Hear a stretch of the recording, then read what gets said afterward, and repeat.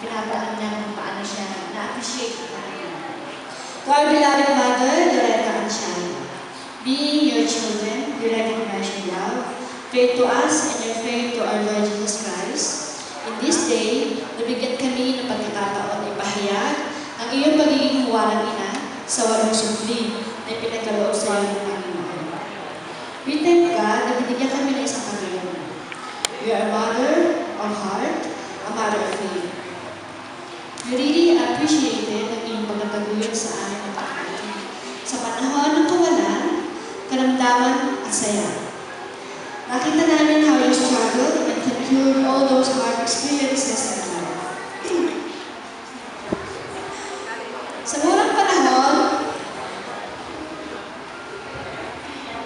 Sa murang panahon ikaw, inay, ay nawala ng kaagapay sa buhay. Sa panahon yun, at sa maraming pong panahon nagdaan, nakita namin kung paano ka umiyak, gabi-gabi, sa panalangin. Kasama doon sa isang pagsabit sa aming mga pangalan. At sa panalangin yun, lahat kami nakakilala kay Jesus. Nagpapatuloy ang naglilingkod at panalangin yun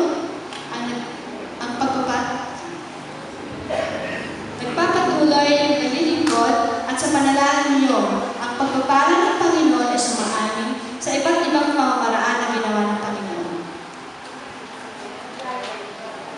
Yun ang mga bunga na nalagaan mo. Kiniligan ng pag-ibig mo kay Jesus. Inay, ikaw ay naging napakabait sa amin. Sa aming mga kahinaan at sa panahon na kami nagkakamali at nasasaktan, andyan ka lalo, handang sumuporta sa tulong ng Panginoon. Sa aming paglaki, hindi namin nakita ang galit sa iyo. We also remember sa tuwing kakain tayo, meron man o walang ulan. You always give thanks to God.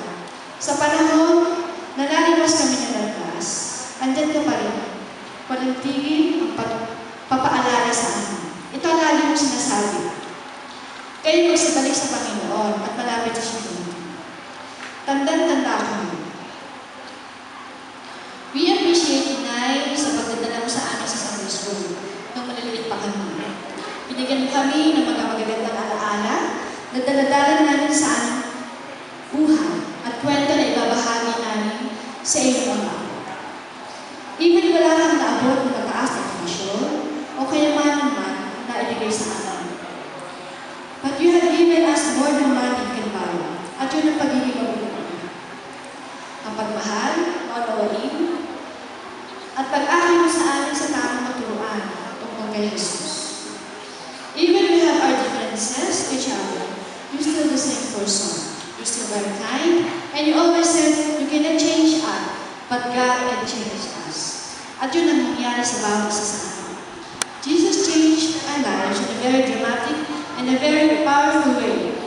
We inherited grace and mercy from up above because of your faithfulness. Even at your age now, Inay, ikaw ay nagpapatuloy sa paglilingkod, and we are really blessed. We pray, Inay, na ikaw ay laging ingatan, pagkalooban ng kalakasang pisikal. Bigyan pa ng mahabang buhay, kami nagpapasalamat sa mahabang pagsasakripisyo mo sa amin, sa lahat. Mahal na mahal ka namin, Nanay, utang namin sa iyo, paanong buhay, namin ka naman. Thank you for giving us your love unconditionally. Kahit malayo kami, you are always remembered, thinking of what is best for you to make your life peace. We all hope and pray that the blessing of the Lord will be upon your life and all the prayer be heard and fulfilled. God bless you. Kawikaan, 31. Ibigay sa Kanya ang lahat ng parangal, karapat-dapat siya sa papuri ng bayan. We always love you, Ana.